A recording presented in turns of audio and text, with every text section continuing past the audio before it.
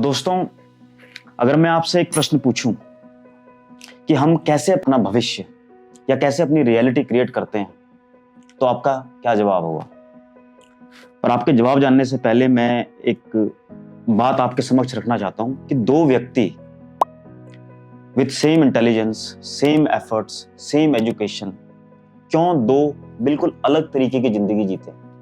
आपने देखा होगा कहीं मेडिकल कॉलेजेस में या इंजीनियरिंग कॉलेजेस में जब एडमिशन लेते हैं बच्चे, तो वो एक ही तरह का पाठ्यक्रम पढ़ते हैं, लगभग एक ही उनका इंटेलिजेंस लेवल होता है, लगभग डेस्टिनी तो कोई प्रेडिक्ट नहीं कर सकता, बट सब कुछ सेम होता है, लेकिन क्यों उनके जीवन अलग अलग होते हैं? तो इसका जवाब मैं अगर अपने फिलोसॉफिकल एक्सपीरियंस से देना चाहूं और तथ्यों के आधार पर देना चाहूं, तो मैं कहना चाहूंगा feeling. Yes, you are right, feeling is the secret. और जब मैंने इसके बारे में पढ़ना शुरू किया, जानना शुरू किया, तो मुझे पता लगा कि इसके पीछे साइंटिफिक फैक्ट्स हैं, इसके पीछे वैज्ञानिक तथ्य हैं कि क्यों फीलिंग्स जरूरी होती हैं हमको सफल होने के लिए और अपना एक भविष्य क्रिएट करने के लिए। So right now we don't predict our future, we actually create our future with our feelings. आप सभी को पता है, जैसे हमारा एक माइंड होता है, बट मैं कहता हूं हमारे दो माइंड होते हैं, एक कॉन्शियस माइंड और एक subconscious mind. Conscious mind decide तो कर सकता है कि वो क्या करना चाहता है, बट वो इसको एग्जीक्यूट नहीं कर सकता। वेयर जो सबकॉन्शियस माइंड है, वो इंफॉर्मेशन कॉन्शियस माइंड से लेता है या बीज लेता है और उस इंफॉर्मेशन को एक्सप्रेस करता है रियल वर्ल्ड में। So the subconscious mind is responsible for executing your idea. But क्या ये इतना सिंपल है कि आपके कॉन्शियस माइंड ने कुछ डिसाइड किया और आपके सबकॉन्शियस माइंड ने उसको प्रोजेक्ट कर दिया वर्ल्ड में? Is it that simple? अगर ऐसा ही होता तो दुनिया में 100% लोग सफल होते, क्योंकि सोचते तो सब हैं लेकिन कर नहीं पाते। तो उसका कारण क्या होता है? उसका कारण है कि जब कॉन्शियस माइंड कोई बीज या आइडिया सबकॉन्शियस माइंड में ट्रांसफर करता है, तो उस आइडिया में या उस बीज में कितनी फीलिंग्स है, कितना इमोशन है, वो बहुत जरूरी है। बिकॉज सबकॉन्शियस माइंड जब एक बार एक्सेप्ट कर लेता है कोई आइडिया या फैक्ट, तो फिर उसकी जो लैंग्वेज है वो फीलिंग्स ही है। वो फीलिंग से ही समझता है कि अब मुझे इसको प्रोजेक्ट करना है रियल वर्ल्ड में और क्रिएट करना है फ्यूचर। और इसका अगर मुझको आपको एग्जाम्पल देना पड़े, तो मैं एक एग्जाम्पल आपको दूंगा यूएस के एक संगीतकार जिसका नाम था हेसिल एडकिंस। जब वो छोटा था तो रेडियो में उस टाइम एक कोई गाना बज रहा था, तो जब गाना खत्म हुआ तो रेडियो जॉकी ने बड़ी कॉन्फिडेंटली कहा कि and that was hang Williams for you. तो हेसिल एडकिंस ने सोचा कि हैंक विलियम्स गाना भी गा रहा था, प्लस जो 5-6 इंस्ट्रूमेंट्स थे, गिटार था, ड्रम था, हारमोनियम था या और भी जो इंस्ट्रूमेंट्स थे, उन सबको भी वही बजा रहा था। तो वो उसके सबकॉन्शियस माइंड ने उस बिलीफ को एक्सेप्ट कर लिया। और आपको आश्चर्य होगा जानकर, कुछ सालों बाद हेसिल एडकिंस को वन मैन बैंड कहा जाने लगा, क्योंकि उसके कॉन्शियस माइंड ने जो इंप्रेशन दिया उसके सबकॉन्शियस माइंड को, उसने उसको एक्सेप्ट कर लिया as a reality and he became a one man band. Because subconscious mind ने फील करना शुरू कर दिया था जो उसका कॉन्शियस माइंड ने जो उसको ऑर्डर या डिसीजन, जो बीज उसमें डाल के दिया था, जो बिलीफ वो दे दिया था। इसी तरह हम देखते हैं कि इतिहास में भी हेनरी फोर्ड, उन्होंने कार के बारे में सोचा, कॉन्शियस माइंड ने सोचा और फील किया कि इसको तो मैं बना ही दूंगा, it's just a matter of time. और उसके बाद सबकॉन्शियस माइंड ने एक्सेप्ट किया उसको। तो उसके बाद जो एक्शन लिया हेनरी फोर्ड ने, वो एक्शन मैकेनिकल नहीं था, वो ऑर्गेनिक एक्शन था, action with emotions, with feelings. And after that we all know Henry Ford created the car. He was the first person जिसने कार बनाई। उसके बाद राइट ब्रदर्स ने एरोप्लेन के बारे में सोचा, मतलब उनके कॉन्शियस माइंड ने सोचा कि हमें एक एरोप्लेन बनाना है जो कि बादलों में उड़ सके। सबकॉन्शियस माइंड ने जो उनके कॉन्शियस माइंड का आइडिया था, उसकी फीलिंग को बिल्कुल एक्सेप्ट कर लिया एज इट इज। तो जो एक्शन उन्होंने लिया उसके बाद, that was an organic action, that was not an mechanical action without emotions and feelings. That action has feelings and emotions, and look what happened, we now have aeroplane because of the Wright brothers.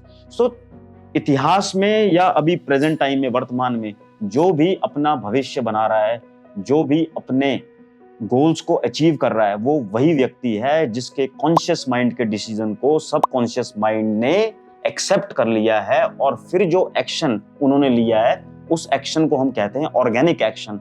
Actions with emotions, actions with feelings. तो इसी तरह इतिहास में भी और वर्तमान में भी लोगों ने अपने जो गोल्स हैं उनको अचीव किया है और आगे भी करते रहेंगे। तो मेरा कहना यह है कि जो फीलिंग्स हैं, जो इमोशंस हैं, they are very important for you to create your own future, and sometime people take it lightly. But आज की वैज्ञानिक युग में अगर मैं बात करूं तो क्वांटम फिजिक्स, न्यूरोप्लास्टिसिटी और एपिजेनेटिक्स, 3 ब्रांचेस ये जो विज्ञान की हैं, साइंस की हैं, इन्होंने इस क्षेत्र में काम करना शुरू कर दिया है। अब जो एपिजेनेटिक्स है वो ये कह रहा है कि जो वातावरण है आपका और जो आपके विचार हैं वो आपकी बायोलॉजी भी चेंज कर रही है। तो फॉर एग्जांपल, अगर आप स्ट्रांगली बिलीव करते हैं, फील करते हैं किसी आइडिया को, तो it is even changing your genetic structure. Same thing is with quantum physics. Quantum physics कहता है कि जो वाइब्रेशंस हैं वो वाइब्रेशंस हैं वो क्वार्क लेवल में अफेक्ट कर रही हैं हमारे सेल्स को। तो दैट मीन्स जो हमारा एनवायरनमेंट है, जो हमारे थॉट्स हैं, जो हमारी फीलिंग्स हैं, वो सभी को, उन सभी जो ये सभी चीजें हैं, ये हमारे ना सिर्फ वर्तमान को प्रभावित कर रही हैं बल्कि भविष्य को बनाने में भी हमारी मदद कर रही हैं।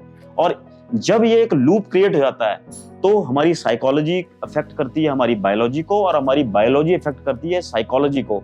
और जब साइकोलॉजी और बायोलॉजी ये एक ही डायरेक्शन में काम करते हैं हमारे, तो जो हम भविष्य या अपना जो हमारा गोल है, जो हम अचीव करना चाहते हैं, उसको अचीव करने में हमें दुनिया में कोई नहीं रोक सकता है। क्योंकि जो हमारी फिजिकल एनर्जी है, जो हमारी साइकोलॉजिकल एनर्जी है और जो हमारी बायोलॉजिकल एनर्जी है, बायोकेमिकल एनर्जी, वो एक दिशा में काम करती है। आमतौर पर लोग अपने गोल्स को क्यों अचीव नहीं कर पाते हैं? क्योंकि वो सोच कुछ और रहे होते हैं, बिलीव उस चीज पे होता नहीं है उनको, और जो एक्शंस होते हैं वो पूरी तरह मैकेनिकल होते हैं। मेरा कहना यह है कि जो आप अपने लिए सोच रहे हो उस पर आपको पूरा विश्वास होना चाहिए, उसकी फीलिंग क्रिएट होनी चाहिए। उसके बाद जो एक्शन आप लेंगे तो वो एक्शन सिर्फ मैकेनिकल नहीं होंगे, वो ऑर्गेनिक एक्शन होंगे, और उन एक्शन से आप पहुंचेंगे अपने भविष्य तक। तो ये एक पूरी तरह वैज्ञानिक सोच है, और ये एक साइंटिफिक मेथड के थ्रू आप अपनी साइकोलॉजी से अपने विचार तक पहुंचते हैं, अपने विचार से अपने फीलिंग्स तक पहुंचते हैं, अपने फीलिंग्स से अपने एक्शंस तक पहुंचते हैं। और फिर जो एक्शंस होते हैं, they are organic actions, they are actions with energy, feelings, emotions. और उसके बाद आप जो भी अपना भविष्य क्रिएट करना चाहते हैं वो भविष्य आप क्रिएट कर सकते हैं। ऐसे ही इतिहास में भी लोगों ने अपने ऑब्जेक्टिव्स अचीव किए हैं, नई नई चीजों को क्रिएट किया है और आगे भी करते रहेंगे। हिंदुस्तान में या पूरी दुनिया में समस्या ये है कि हमें लगता है कि सिर्फ एजुकेशन और सिर्फ इंफॉर्मेशन के दम पर हम अपना भविष्य बना सकते हैं, लेकिन ऐसा नहीं है। अगर ऐसा होता तो 70 सालों में हमने लाखों इंजीनियर पैदा किए, लाखों डॉक्टर्स पैदा किए, लाखों प्रोफेशनल्स पैदा किए।